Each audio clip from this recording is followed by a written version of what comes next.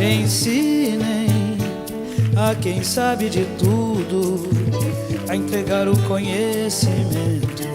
Na sala de aula é que se forma um cidadão. Na sala de aula é que se muda uma nação. Na sala de aula não há idade nem cor. Por isso aceite e respeite o meu professor. Batam palmas pra ele, que eles merecem.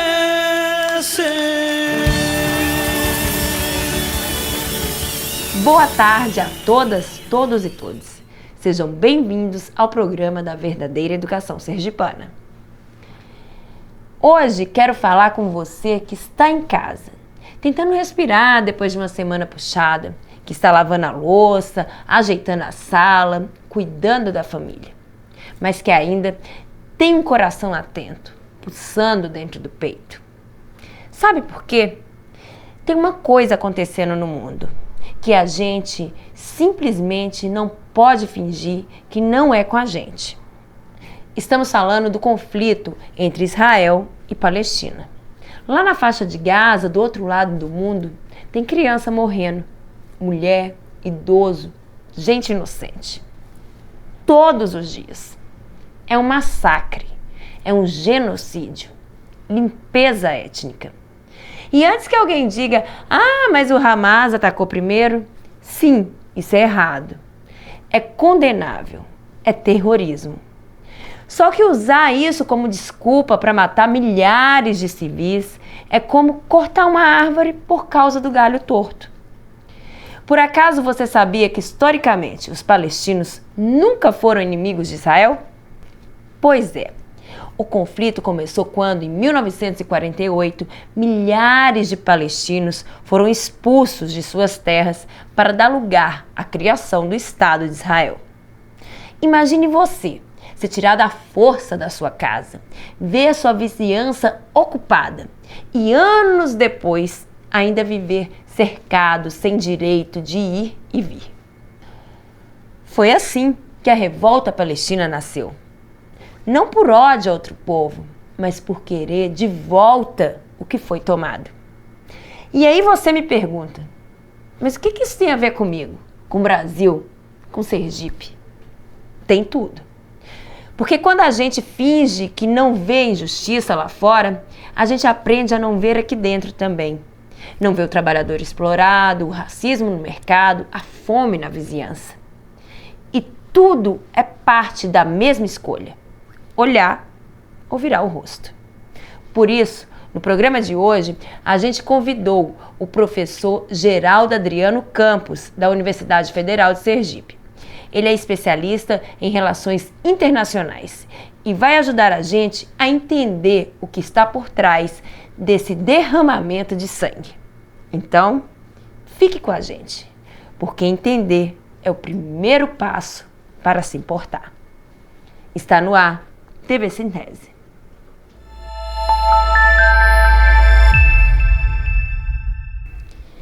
E vamos continuar com o tema do editorial.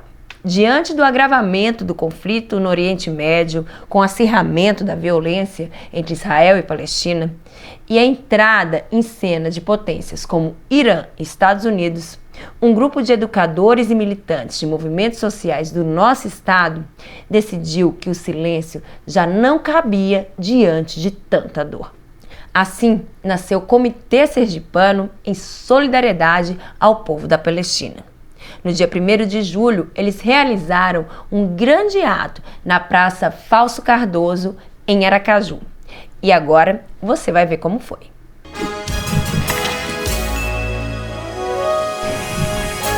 Estamos aqui com nossa companheira, a professora Ivonete Cruz, Síntese aqui também marcando presença no ato em defesa do povo palestino. Professora Ivonete, que é professora de História, vou pedir para que ela explique um pouco para a gente o que significa a palavra genocídio e por que os ataques tão incisivos de Israel contra a Palestina.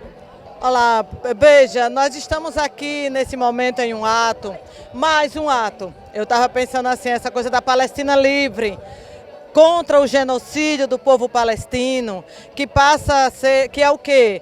É contra essa matança exacerbada, mata milhares de pessoas diariamente. As pessoas podem nem imaginar o que é um bombardeio sobre um povo, sobre um território. E ao Israel soltar bombas, que em questões de segundos, milhares de pessoas morrem. Essa matança em série, essa matança sem controle, essas milhares de pessoas. E quem são as pessoas? São pessoas comuns, como nós. Nós estamos aqui nesse momento e a qualquer momento poderia vir dos ares, bombas explodindo e dizimando toda essa população aqui, todos os prédios caindo, o povo morrendo e o povo desaparecendo nos escombros. Crianças, jovens, adolescentes, velhos, idosos. E as pessoas morrem. E morrem por quê? Porque Israel quer controlar o território. Porque Israel quer ser dono daquele território e precisa tirar aquele povo daquele lugar. E por que para Israel e para os Estados Unidos, que está por trás desse processo ou pela frente desse processo, interessa a posse daquele território? Porque é riqueza.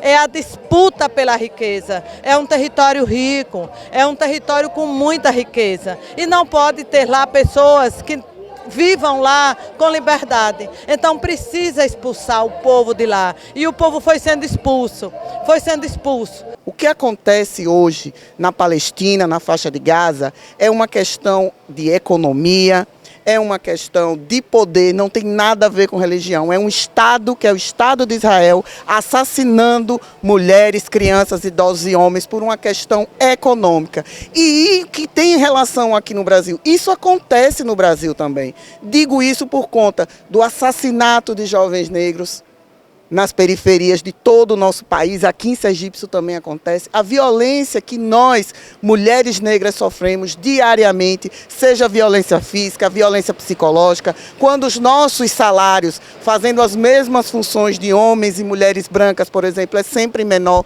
Então, a gente traz para Aracaju, para Sergipe, o debate e a solidariedade com o povo palestino, porque você tem a Palestina, o que está acontecendo lá geograficamente, mas também a gente tem a Palestina aqui em nosso país e a gente não pode ficar calado com relação a isso.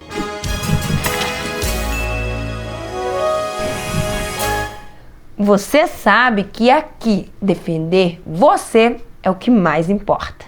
Então, preste atenção. Vem aí, o direito é seu.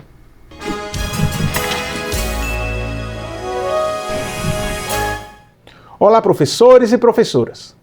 Vamos para a terceira e última regra de aposentadoria. Hoje iremos falar sobre a aposentadoria do professor da rede estadual de Sergipe que ingressou no serviço público estadual após 27 de dezembro de 2019. De acordo com a nova regra de aposentadoria do Estado, para se aposentar, o professor homem deverá ter 60 anos de idade e 25 anos de contribuição. Para a mulher, os requisitos são 55 anos de idade e 25 anos de contribuição. É fundamental que essa contribuição seja de exercício exclusivo de função de magistério na educação infantil, fundamental e média. Ou seja, em atividade de sala de aula, direção ou coordenação. Além de possuir no mínimo 10 anos de efetivo exercício no serviço público e 5 anos no cargo em que se dará a aposentadoria. E como será o valor da aposentadoria? Segundo a nova lei, o cálculo será feito pela média aritmética simples de 100% de todos os seus salários de contribuição e remunerações desde julho de 94, ou do início da contribuição, se posterior. Importante, essa média será limitada ao teto máximo dos benefícios do INSS. E sua aposentadoria será reajustada anualmente, no mesmo percentual concedido às aposentadorias do INSS. Para maiores informações, entre em contato com o Departamento Jurídico Citese. A todos, um forte abraço e até o próximo programa.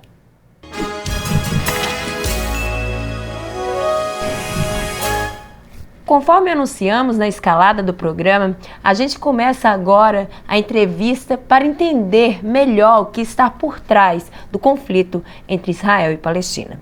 Quem conversa com a gente é o professor Geraldo Adriano Campos, do Departamento de Relações Internacionais da UFS e coordenador do Centro Internacional de Estudos Árabes e Islâmicos. Boa tarde, professor Geraldo. Seja muito bem-vindo ao nosso programa TV Muito obrigado, é um prazer estar aqui. Professor, para começar, eu gostaria que você explicasse para nós. Israel ocupa um espaço geográfico de 22 mil quilômetros quadrados, aproximadamente. Já os territórios da Palestina são aí por volta de um pouco mais de 6 mil quilômetros quadrados. Então, por que uma região tão pequena geograficamente consegue abalar tanto o equilíbrio do mundo? O que acontece nessa região? Bom, primeiro cumprimentar telespectadoras, telespectadores que nos assistem. De fato, em termos territoriais, a gente está falando de um pedaço muito pequeno, né, de um território muito pequeno, porém com várias camadas de significados importantes naquela região, né? Uma primeira camada, eu diria, de significados diz respeito à dimensão simbólica daquele território, né?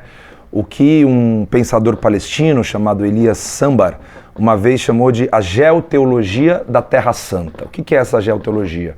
É o sentido que os povos que lá habitaram, que lá habitam e por lá passaram, e também os outros povos, ou seja, os outros países, atribuem àquele território a partir de referenciais religiosos.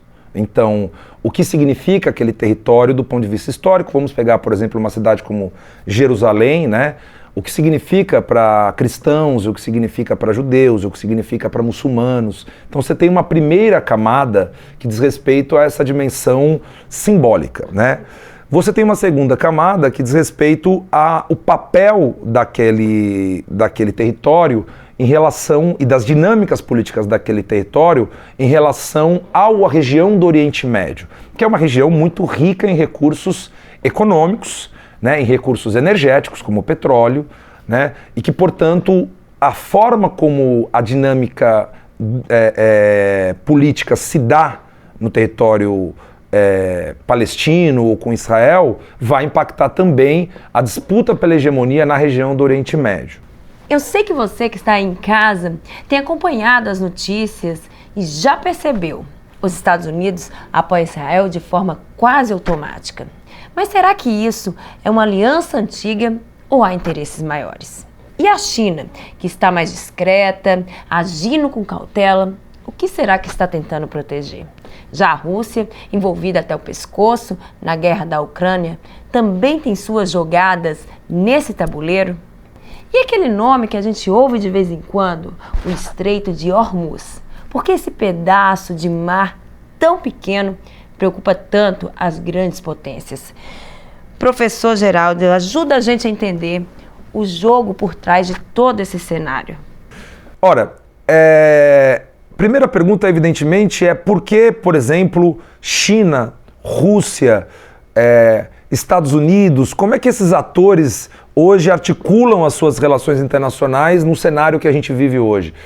Acho que a grande questão que para as pessoas que nos assistem pensarem é que a ordem internacional que se constituiu após a Segunda Guerra Mundial, com a criação da Organização das Nações Unidas, a ONU, com todas as instituições multilaterais de comércio internacional, né, com a ideia do direito internacional, dos direitos humanos, né, com a ideia das prerrogativas de autodeterminação, tudo isso que pós-1945 se consolida, isso está ruindo. Isso está ruindo e os sinais dessas ruínas são vários. Há uma frase dita pelo chanceler alemão sobre os ataques israelenses ao Irã, que eu acho que deveria nos provocar uma profunda reflexão sobre o que significa, como a ordem internacional agora está se organizando e o papel de Israel nessa ordem. O que diz o chanceler alemão após os ataques de Israel ao Irã? Ele diz: Israel está fazendo o nosso trabalho sujo. Alguém precisa fazer o serviço sujo para a Europa. Me parece que isso é muito sintomático da configuração dessa nova ordem mundial. Professor, e para terminar, tem aqui uma pergunta que eu acredito que preocupa aí grande parte da população mundial e realmente, de pensar, chega a dar arrepios. Qual é a possibilidade real desse conflito que existe hoje entre Palestina e Israel ter proporções globais? De certa forma, a gente já está ensaiando para o que seria uma terceira guerra mundial? Eu acho que essa é uma pergunta importante e ela nos leva a pensar como nós entendemos o que é uma guerra mundial. Porque há diferentes leituras sobre isso. A minha leitura é a seguinte: eu acredito que nós já estamos vivendo um conflito de proporções globais. Se nós vamos dar o nome de guerra mundial, poderia até ser um nome adequado. Só que nós não estamos falando de uma guerra mundial nos mesmos padrões do que foram a Primeira e a Segunda Guerra Mundial. Mas se nós formos olhar hoje para o conjunto dos conflitos, o conjunto de zonas de tensão, como eu disse, até envolvendo potências nucleares, pelo planeta, a disseminação de guerras civis, as diversas estratégias que acabam resultando, estratégias de uso de tecnologias, de uso das chamadas guerras híbridas, para derrubar governos, mudar regimes dos países. O conjunto dessas dinâmicas, na minha opinião, compõe um cenário de conflito global, se a gente quiser chamar assim. Gaza, você perguntou qual seria a probabilidade, eu diria, Gaza já é global. Gaza já é um cenário global. A guerra da Síria, a guerra civil que teve na Síria, se nós formos analisar, a Rússia estava presente, o Irã estava presente, os Estados Unidos estavam presentes, o ISIS estava presente. Então você tinha desde as potências dos Estados Unidos, o Irã, a Rússia, grupos extremistas, fundamentalistas. Então você tem uma pluralidade de atores que, na verdade, estão entrando em confronto em um outro país. Mas já é um confronto ali. É um confronto que, diferentemente da Primeira, da Segunda Guerra Mundial, não é um confronto onde você vai ter ali uma guerra de trincheira declarada, aberta, mas o que se chama muitas vezes de proxy war, guerras por procuração. Então, na verdade, você fortalece determinados agentes que são do mesmo campo, né, de interesses, e esses agentes vão combater em seu nome. Então eu acredito que essa pergunta é fundamental, porque nós já estamos vivendo uma nova configuração do que seria uma guerra global. E essa configuração, ela prevê, por exemplo, o uso intensivo de tecnologia. Essa é a questão, professor. Professor, muito obrigada. E a gente precisa continuar resistindo e exigir que o governo Lula rompa relações com Israel. Obrigada, Geraldo. Espero te ver aqui uma próxima vez com melhores notícias acerca da faixa de Gaza. Eu agradeço o convite, sempre virei com muito prazer e eu me somo à sua reivindicação que o Brasil rompa relações, o governo brasileiro rompa relações com Israel. Obrigada. Com o coração apertado, a gente encerra essa conversa, sabendo que entender já é uma forma de resistir. E resistir, nesse caso, é recusar aceitar como normal o massacre de um povo inteiro. O que está acontecendo nos territórios da Palestina é um espelho da injustiça, da desigualdade, da desumanização. E o povo de Sergipe, tão acostumado a batalhar por dignidade, não ficou de braços cruzados.